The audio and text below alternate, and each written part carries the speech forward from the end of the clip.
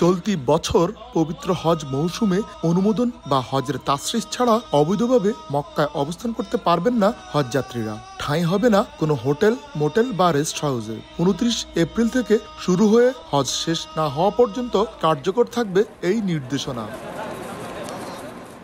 জননিরাপত্তা এবং হজের পবিত্রতা রক্ষার স্বার্থে সম্প্রতি এমন সিদ্ধান্ত নিয়েছে সৌদি কর্তৃপক্ষ। নিয়মিত টহল দেবেন আইন শৃঙ্খলা বাহিনীর সদস্যরা। সরকারি আদেশ অমান্যকারীদের বিরুদ্ধে নেওয়া হবে কঠোর আইনি ব্যবস্থা। স্থানীয় বাসিন্দাদেরও অবৈধ হজ যাত্রীদের আশ্রয় না দিতে সতর্ক করা হয়েছে। প্রতি বছর লাখ লাখ মুসল্লি হজ পালনে সৌদি আরবে আসেন, তবে অনেকেই বৈধ ভিসা বা অনুমতি ছাড়াই প্রবেশ করেন। কেউ কেউ আবার স্থায়ীভাবে থেকে যাওয়ারও চেষ্টা করেন। এই প্রবণতা রুখতে সম্প্রতি নথিবিহীন অভিবাসীদের বিরুদ্ধে কঠোর অবস্থানে সৌদি সরকার।